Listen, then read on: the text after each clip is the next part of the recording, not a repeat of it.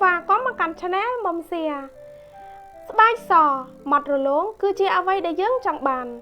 តែមិនមែនគ្រប់គ្នាសុទ្ធតែមានស្បែកដូចដែលអ្វីដែលខ្លួនចង់បាននោះទេ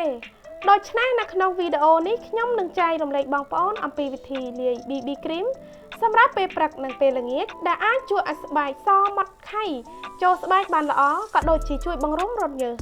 គ្រាន់តែលាប BB cream នេះស្ដាងនៅលើមុខអាចជួយឲ្យមុខបងប្អូនសភ្លឺថ្លាស្រស់ស្អាតដោយមិនចាំបាច់ប្រើម្សៅអ្វីទៀតទេបងប្អូនក៏អាចប្រើ BB cream នេះជំនួសម្សៅទ្រនាប់ក៏បានដែរ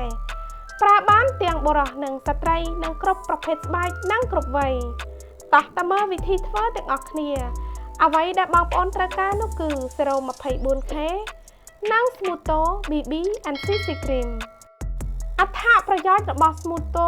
bb&cc cream នាំមកជាមួយនៅ SPF 30ជារូបមន្តថ្មីពីប្រទេសជប៉ុនវាសម្បូរទៅដោយអាហារសម្រាប់ស្បែកដែលមានអត្ថប្រយោជន៍ដូចជា glutathione, collagen, arbutin និងចម្រាញ់ចេញពីប៉េងប៉ោះស្រស់វាធ្វើឲ្យប្រសើរឡើងនូវពណ៌នៃស្បែកនិងស្បែកម៉ត់ភ្លឺរលោង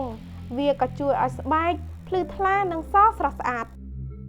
ជាដំបូងបងប្អូនត្រូវដាក់ក្រែម bb&cc cream មួយកញ្ចប់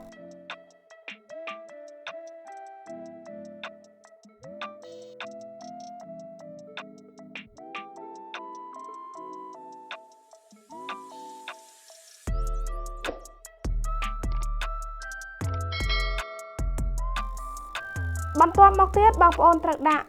សេរ៉ូម 24k កន្លះកញ្ចប់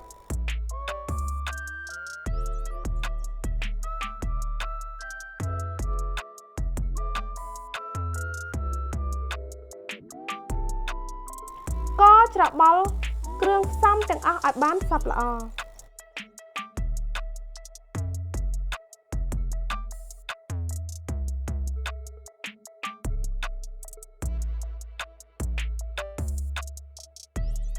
សូមលាបល្បាយនេះថ្នមនៅលើផ្ទៃមុខនិងករបស់បងប្អូនរៀងរាល់ព្រឹកនិងពេលល្ងាចបន្ទាប់ពីលាងមុខរួចបងប្អូននឹងទទួលបានមុខសភ្លឺថ្លានិងភ្លឺរលោងភ្លាមសង្ឃឹមថាវីដេអូនេះមានអត្ថប្រយោជន៍សម្រាប់បងប្អូនសូមចុចលើคลิปវីដេអូខាងលើដើម្បីមើលរូបមន្តនិងគន្លឹះបន្ថែមទៀតសូមអរគុណសម្រាប់ការទស្សនាខ្ញុំនឹងជួបបងប្អូននៅវីដេអូបន្ទាប់ទៀត